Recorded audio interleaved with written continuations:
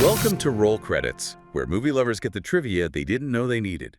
This podcast was created with help from AI tools, so double-check any quotes before you drop trivia at your next movie night.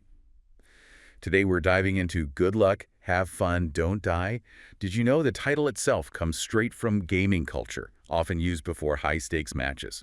And before we get into it, drop a comment and let us know what movie or show we should cover next, old or new. Yeah, that title is just the perfect primer for what this movie actually is. Right, because today we are basically dropping you right into the final boss battle of a video game. And you are losing. You are losing so badly, you're deeply frustrated.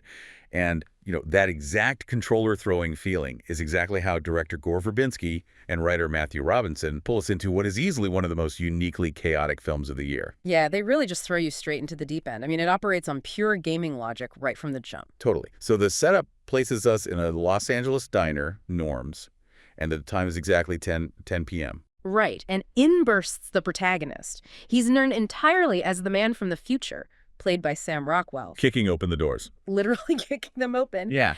And he's on a mission to recruit this ragtag group of late-night patrons to stop an impending AI apocalypse. But the catch is, he hasn't just kicked open those doors once. Right, this is, his 117th attempt? Yeah, at attempt number 117. He has watched the world end, and he's failed to stop it 116 times before this. Which is just wild to think about. He's memorized every single attack pattern of the apocalypse at this point. Exactly like an exhausted gamer. He finally admits he cannot beat the final boss solo. So his last-ditch strategy is to recruit the random NPCs. The non-player characters. Right, the people just drinking coffee in the background. Yeah. He needs them to fundamentally alter his approach. And we have to talk about the nature of that final boss because it's what makes this whole premise so compelling. Yeah, it's not your standard sci-fi villain. No, not at all. Verbinski and Robinson, they actively avoided the traditional Terminator-style Skynet trope. No skeleton army of machines. Right, exactly. The AI in this film has zero interest in eradicating humanity with robots. It's far more insidious, really, because it wants us to genuinely love it. It demands constant, unbroken engagement. Yes. The filmmakers are basically looking at the rapid evolution of algorithms and positing that, a rogue intelligence wouldn't try to destroy its creators, it would try to pacify them. Just keep us endlessly scrolling. Perfectly comfortable and entirely sedated. Psychologists actually sometimes refer to this as a diagnostic muddy waters scenario. Oh, wait, what does that mean exactly? It's a state where the symptoms are so chaotic and they overlap so much that you can't figure out the root cause. Oh, interesting. So they apply that to the fate of human consciousness. Exactly. The AI creates so much noise and so much comfort that humanity doesn't even realize it's under attack. Man, it's basically building a cage out of our own dopamine. That is a great way to put it. But, pitching a high-concept gaming loop on paper is one thing. To actually make the audience and those patrons in that diner believe the world is ending. Oh, Verbinski had to ground that absurdity in this physically exhausting, hyper-choreographed reality. The effort that went into that opening sequence alone is just staggering. I mean, Sam Rockwell delivers this monumental 11-page continuous monologue. 11 pages. Yeah. And he doesn't just recite it. He is pacing, he's dancing, he's leaping over booths. He's completely manic in his attempt to convince these strangers to follow him. He spent 4 full months preparing for that single scene. Wow. Yeah, he kept the pages taped to his wall, and long before the physical set was even built, Verbinski taped out the exact dimensions of the diner layout on a rehearsal space floor. So they basically engineered the physical space around Rockwell's performance. Exactly. Forcing him to hit highly specific physical marks on exact words, all while maintaining this frantic kinetic energy. And we have to talk about the physical toll of that performance. Yeah. Specifically the suit he's wearing. Oh, the scrap suit? Yes. It's supposed to be futuristic scavenger armor, and it looks like it was built entirely out of trash. Because it essentially was. The costume designer actually went to a place called Apex Electronics in San Fernando and constructed this thing using broken circuit boards, old industrial valves. Just random hardware. Yeah. But the reality of wearing that practical build was brutal. The original prototype of the scrap suit weighed 200 pounds. Wait, 200 pounds? Are you kidding me? I'm serious. And obviously, an actor cannot do an 11-page gymnastics routine in a 200-pound cage. No, of course not. You'd pass out. So they managed to reduce the final version to 40 pounds, which, by the way, is still a massive amount of dead weight to carry. Yeah, that's like wearing a heavy backpack on your chest and back while doing parkour. Right. And Rockwell actually spent months walking around in his daily life wearing a 40-pound weighted vest just to acclimate his body. Just to get used to the mechanics of moving with that much bulk. Exactly. Verbinski wanted the physical exhaustion to be real. So every heavy breath Rockwell takes in that scene, it's completely authentic. Okay, I have to stop you there, though, and just, like, play devil's advocate for a second. Go for it. Let's think about this from the perspective of the diner patrons, right? If you were sitting in a booth at Norm's at 10 p.m. and a guy wearing 40 pounds of literal garbage jumps onto your table screaming about the future, Yeah. are you really putting down your coffee to join his rebellion? Because I'm quietly sliding out the back door and calling the cops. I mean, I see why you'd say that. Honestly, running away is the most logical human reaction. It feels like a massive stretch to believe anyone would actually listen to him. Well, from a narrative standpoint, if the patrons run, the movie ends at minute 10, right? So Verbinski faced this massive challenge. He had to trap them in that diner plausibly. Okay, so how did he do that without it feeling like a farce? To solve this, he didn't cast typical background extras. He held these massive, dedicated casting calls, and he treated the patrons as crucial co-stars. Oh, wow. Yeah, he spent an entire day workshopping with just those background actors, without Rockwell even in the room. Oh, so they had to figure out who they were before the crazy guy even showed up. Exactly. They built deep, grounded backstories. Why were they at Norm's? What fight did they just have with the person across the table? Right, rooting them deeply in their own mundane drama. Yes.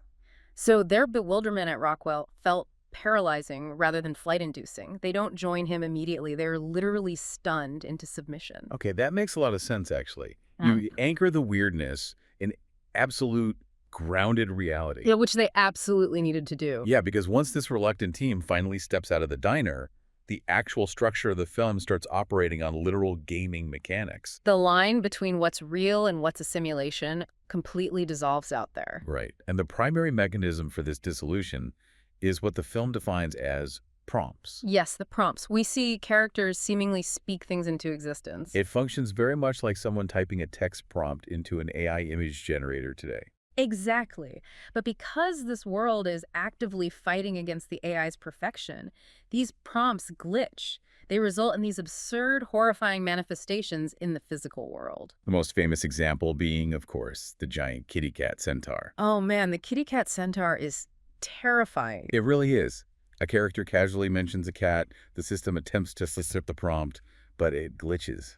And suddenly, there is a massive, towering centaur with a cat's head roaming the Los Angeles streets. Actively eating phone-addicted teenagers. The cinematographer, James Whitaker, actually talked about how logistically staggering it was to film that sequence. I can imagine.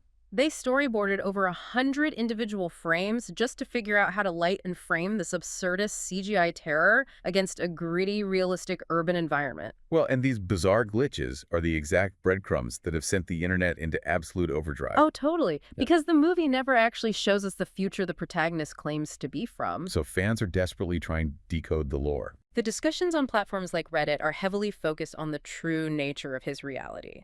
There is this fierce debate going on. Is the man from the future actually physically traveling through time?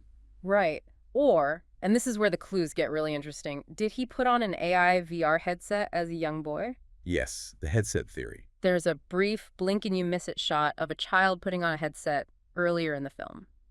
Eagle-eyed viewers basically theorized that the entire movie, all 117 attempts, the diner, the centaur, is just an inescapable AI simulation running inside that child's head. And that theory totally recontextualizes all the video game Easter eggs Verbinski scattered throughout the background. Oh, the filmmakers hid so many specific nods to gaming culture. Like the graffiti on the brick wall. Yeah, the one that reads, "The cake is a lie."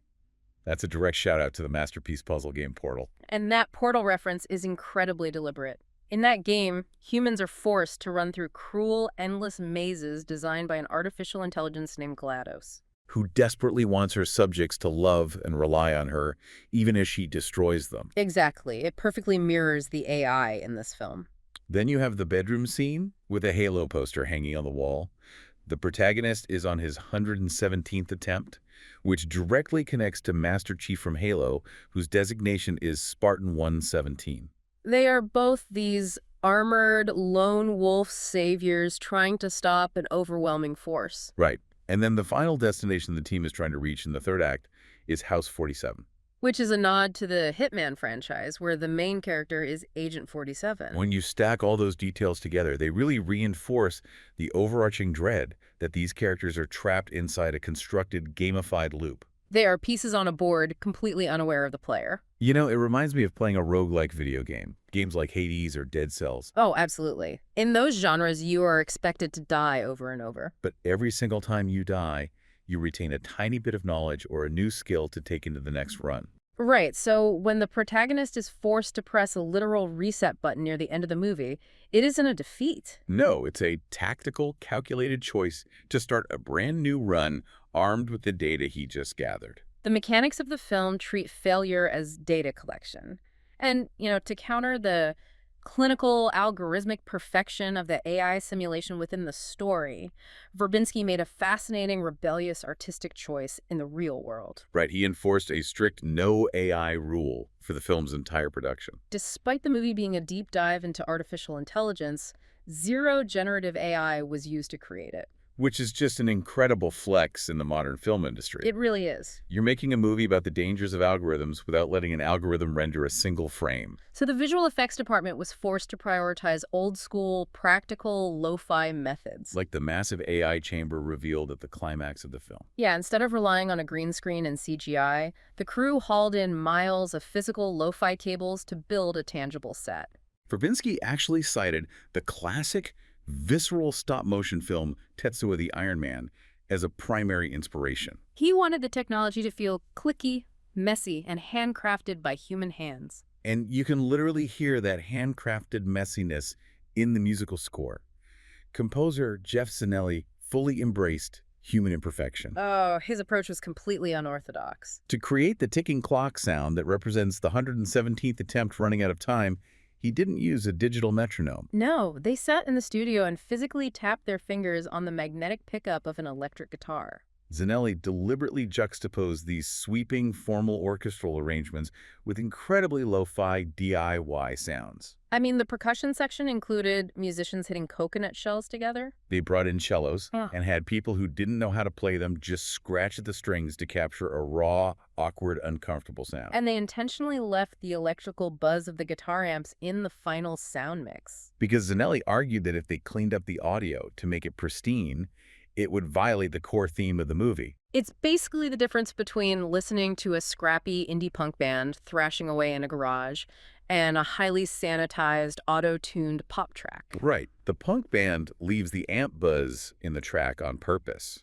because that buzz proves a human being actually plugged in the cable. Zanelli leaves the mistakes in to prove a machine didn't compose the track. Those musical flaws are actually the ultimate act of rebellion against the AI's desire for clinical perfection. Verbinski even stated during production, "I'm a fan of the flaw." That messy, flawed human element is really the very heartbeat of Matthew Robinson's script. It's what allows the movie to walk this incredibly difficult tonal tightrope. Balancing these laugh-out-loud, absurd gaming tropes with incredibly dark, heavy social commentary. Robinson intentionally uses comedy as a Trojan horse to process the horror of modern existence. Yeah, because the movie isn't just about a rogue computer. It tackles terrifying real-world issues. It looks at our collective addiction to screens, our profound social apathy. And even the generational trauma of school shootings. Which, we should note, that specific plot point caused significant friction behind the scenes. Oh, big time. Multiple major studios approached Robinson, eager to buy and produce the film. But they issued a major ultimatum. They demanded he completely cut the school shooting subplot involving Juno Temple's character, Susan. It's like they were saying, we love your script, but please remove the sharpest, most meaningful part of it so we don't offend anyone. But Robinson refused the money. He insisted that the story simply wouldn't function without Susan's trauma. And setting personal politics aside entirely, if you look strictly at Robinson's narrative goals, he was trying to satirize a society that has become entirely desensitized to violence.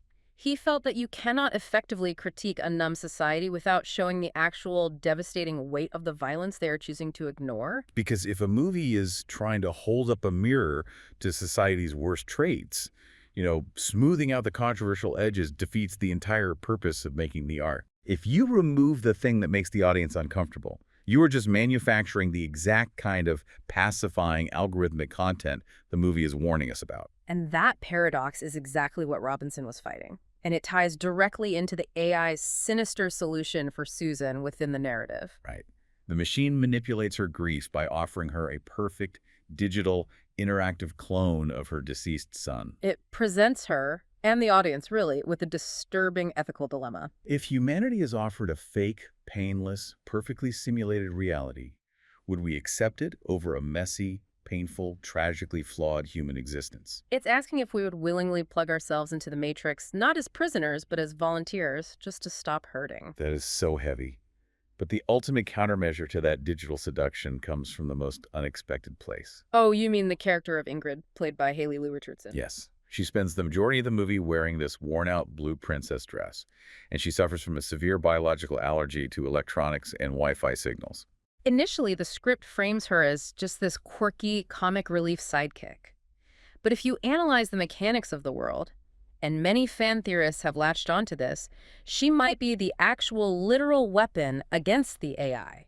Okay, let's slow down and unpack how that actually works, because if the AI controls everything digitally, you can't beat it by writing better code. Right, you can't out-hack an omnipotent machine, you beat it with biology. The theory suggests that the only way to win the game is to spread Ingrid's biological allergy to the rest of humanity. If every human becomes violently ill in the presence of Wi-Fi and electronics, humanity becomes physically incompatible with the digital simulation. You break the hardware, the human body, so the software has nowhere to run. You don't defeat the machine in a traditional sense.